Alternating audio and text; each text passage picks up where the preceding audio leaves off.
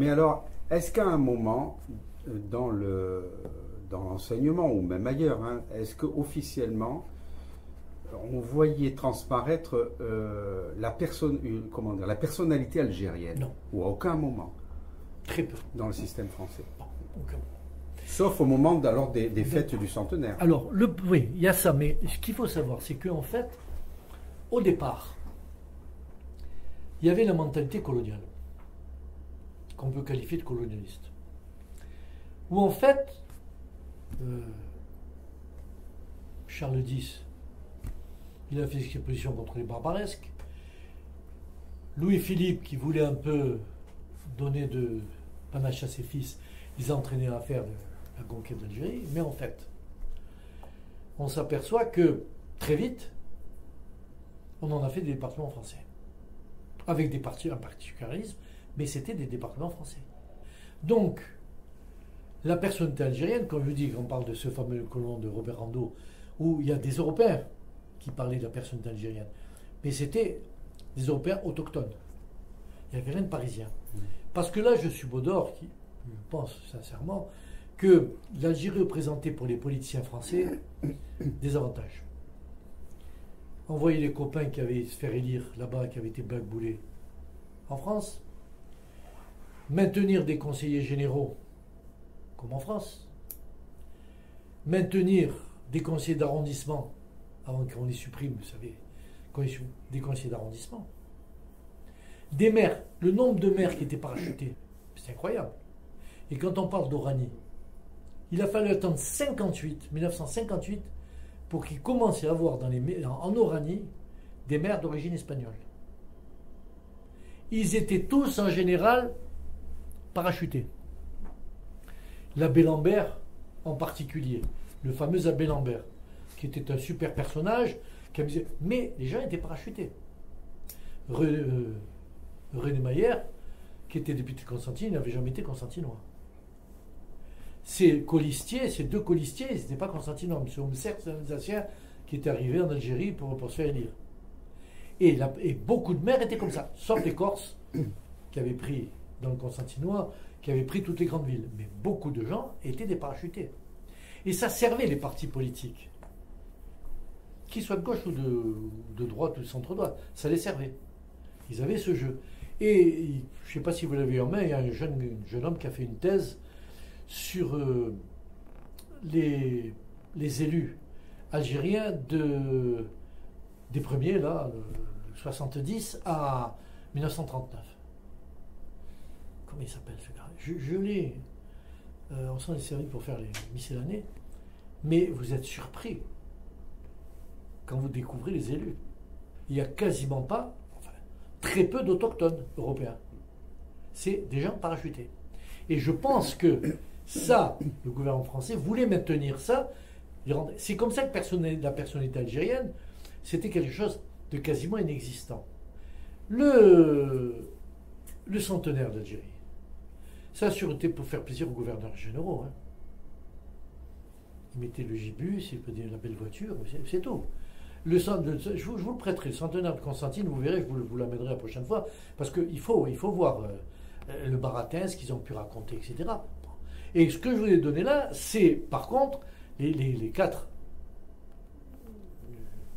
on appelle ça dans les rencontres universitaires, les quatre communications, en fait, ce sont des gens du pays, eux, qui sont approfondis sur la Constantine romaine, etc. Mais il est vrai qu'il ne faut pas rêver. Il y a un peu de problème. La personnalité algérienne n'existait pas. C'était l'histoire de l'intégration. Puisqu'on disait toujours, même avant le 13 mai 58, on disait l'Algérie c'est la France. Alors, il y avait des paradoxes importants. C'était le tiers colonial. Des fonctionnaires qui étaient nommés en Algérie. Un double paradoxe. Le premier département français, ils avaient le tiers colonial comme quand ils allaient en Indochine. Et je vais vous dire, c'était un non-sens parce que sur le plan climatique, l'Algérie était très proche du midi de la France. N'ayant pas peur des mots, je vois le temps qu'il fait ici aujourd'hui, n'était pas peur. Donc, il y avait ce tiers colonial, vous comprenez le problème. Deuxièmement, le deuxième scandale, c'était les autochtones pieds noirs qui était fonctionnaire en Algérie, il touchait le tiers colonial. Je trouve que c'est un paradoxe. C'est pas normal. Ma mère, qui était cadre au PTT, elle avait le voyage payé tous les 2 ans en France. Où nous étions des départements français, il n'y avait pas de notion de métropole. Où on ne payait pas, on en bénéficiait, d'accord, mais ma mère qui était née à Alger, sa mère était née à Alger, son père était né à Alger, elle est venue la première fois en France, ma mère a 38 ans.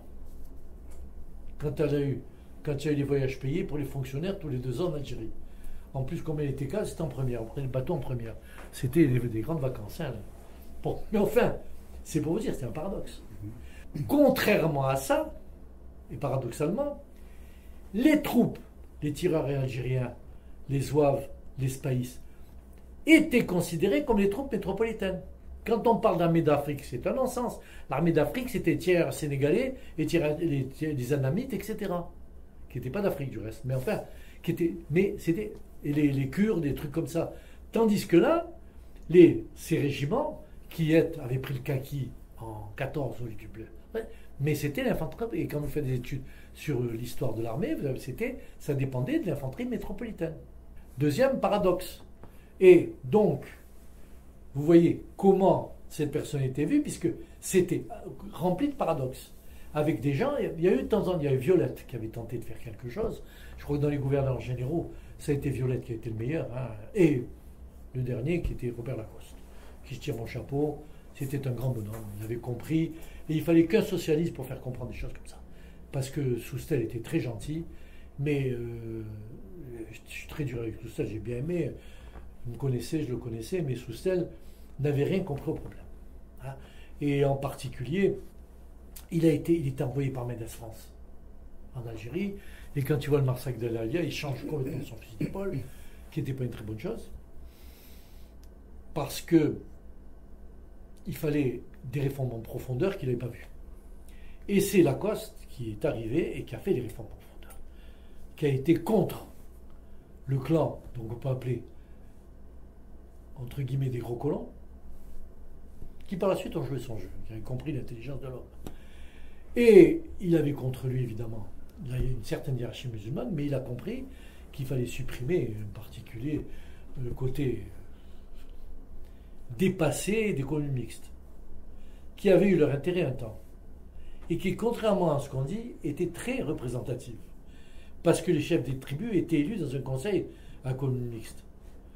C'est pas l'administrateur qui faisait tout et n'importe quoi. Il avait autour de lui son assemblée de notables, et croyez-moi que les assemblées de notables musulmans de la montagne, il n'y a pas pire. Parce que vous commencez à 8h du matin, si vous ne faites pas gaffe, dans 8 jours, vous êtes autour de la table, c'est le même problème. Hein. Donc, c'était des choses qu'il fallait bouleverser. Et Violette avait commencé à y penser. Après, il y a eu Châtaigneau, qui était de nullité totale. Puis vous savez, c'était comme les grands préfets. C'est des types qui étaient nommés là-bas en Algérie, des proconsuls. Quand il y avait les 3 départements, le préfet de Constantine c'était un proconsul. Et ces gars, j'en ai connu Papon. Il y a eu Petitbon, Dupuche, qui était le plus mauvais des mauvais. C'est des gens, je vous l'ai déjà dit l'autre fois, je redoute un peu, mais c'est des gens qui connaissaient rien au problème, qui connaissaient rien au pays. Et il en est, et pour vous dire, c'est tellement vrai, ce rejet de l'Européen d'Algérie, même la hiérarchie religieuse. Pas un seul prêtre d'origine pied noire n'a dépassé le stade d'archiprêtre. Aucun n'a été nommé évêque. On nommait des évêques qui venaient d'ailleurs. Parce que, aucun. On nommait, moi, mon curé, c'est Dagon de la Contrie, qui était un grand aristocrate, qui aurait pu être pape, du reste. Il était aussi bon que celui-là. Mais c'est vrai que ce type, il a une grande valeur. Et ça va plus loin, puisque le vicaire général, vous connaissez l'organisation, donc l'évêque adjoint, quand l'avant-dernier évêque de Constantine est mort, l'avant-avant-dernier, avant du Val-Vienne, c'était Monseigneur Lénard, qui était un ami de mes parents, c'était Monseigneur Batz, puisque le vicaire général, on dit Monseigneur aussi. Il pensait vraiment être nommé évêque. Il était bien, non, il n'a pas nommé évêque. Il a été cassé. Là, il n'y avait pas de mystère. Les hiérarchies étaient comme ça. Il fallait mettre des gens qui venaient d'ailleurs dans le pays.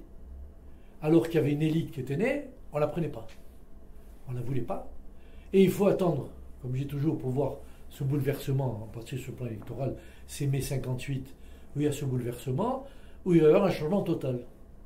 Il va commencer à avoir des grands-mères arabes, à Alger, qui pouvaient être aussi bons maires qu'un Européen. Ali Shekal, qui a été assassiné par le FLN, il aurait été un excellent président de la République, j'ai toujours dit, parce que souvent les métropoles... Mais en de compte, s'il y avait l'intégration, on aurait peut-être eu des bons aussi. On aurait peut-être eu des gens de valeur. Ferhat Abbas était un homme de valeur.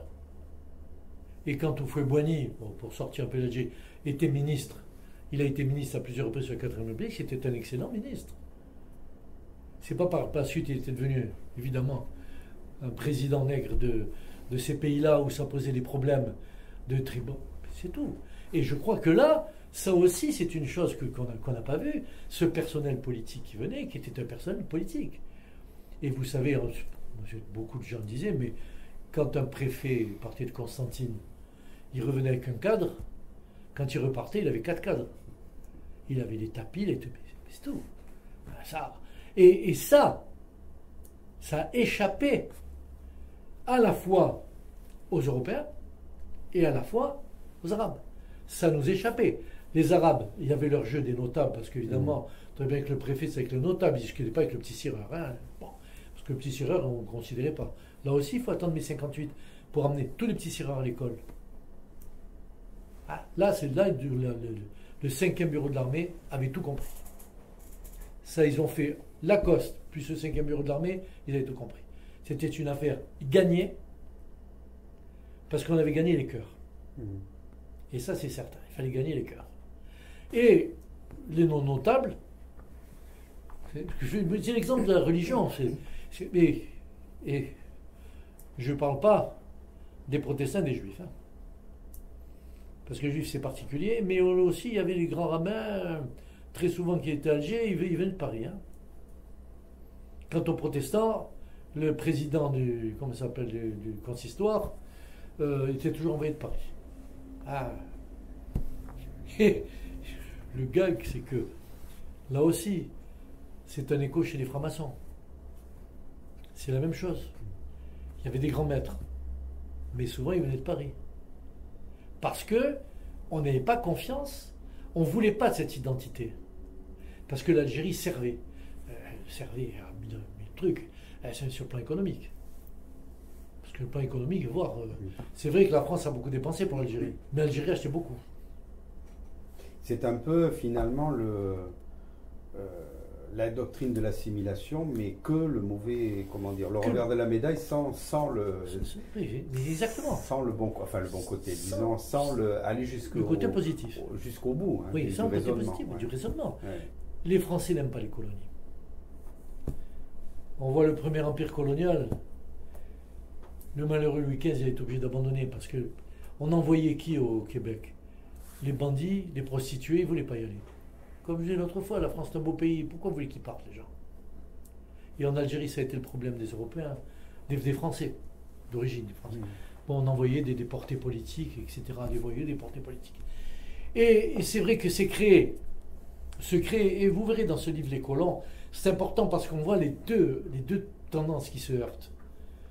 Et déjà à l'époque de Drummond, il y avait une chanson très antisémite évidemment, qui était chantée dans les rues d'Alger, c'est ce qu'il nous faut, c'est l'Algérie française, Drummond député, Max Régis en liberté, puisque le maire d'Alger, Max Régis, avait été mis en prison pour ses excès verbaux.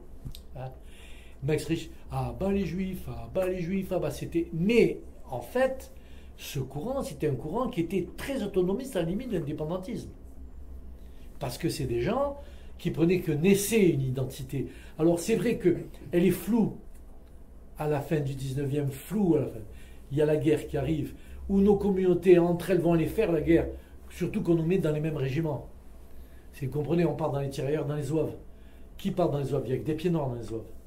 Dans les tirailleurs, l'encadrement n'est que pieds noirs.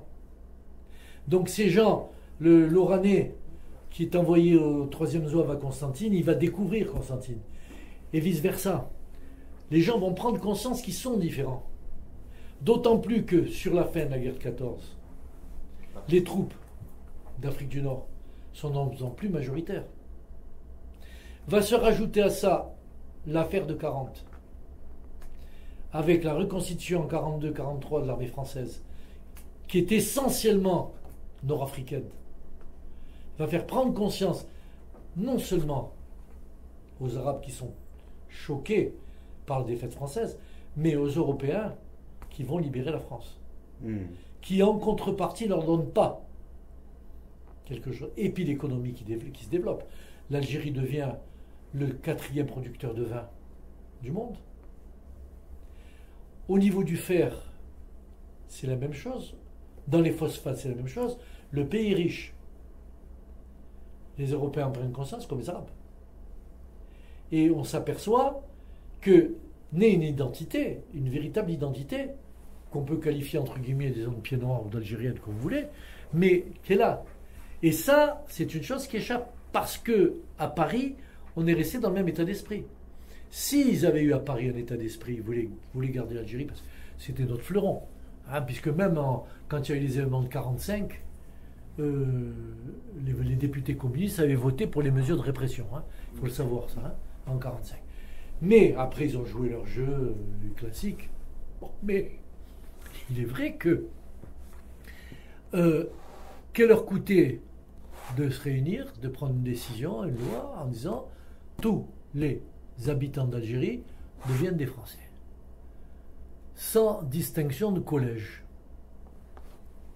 Ça leur coûtait quoi? Rien. Ils l'ont pas fait. Ça les servait de pas le faire. Après, j'en suis sûr. Ça, parce qu'ils avaient, et ça on le dit peu, ils avaient une peur énorme du vote des musulmans. Parce que quand vous regardez les élections de collège, en particulier dans le Constantinois, il faut les voir aux législatives. 3 candidats arabes. MTLD, PCA et indépendants. Vous voyez les résultats. MTLD, il fait 10%. PCA fait 5%. Tout le reste est indépendant. Des gens traditionnellement conservateurs et de droite. Et ça, c'est une chose qu'on a peu dit. Parce que, mais là, en Algérie, c'était le même topo. Il y avait ce problème. Il y avait le MTLD qui parlait beaucoup. C'est vrai qu'il faisait des grands meetings, etc. Il venait. Il y avait le PCA. C'est du reste, c'est pas PCA, là. Comment il s'appelait? Le PCA, c'était le parti communiste qui regroupait tout le monde. Mais la branche arabe, c'était comment qui votait au deuxième collège? Comment c'était? Peu importe. Donc, c'était net. Le clivage, il était vite vu. Et moi, en fouillant dans mes archives, je regarde l'autre fois, je suis tombé sur les résultats des législations des cantonales. Des cantonales dans le Constantinois, les dernières avant la pleine guerre algérienne en 1955. Regardez, c'est surprenant. Et parfois, on s'aperçoit que chez les Européens, dans certains quartiers, il y a plus de gens qui votent SFIO et PCA qui n'en votent chez les Arabes.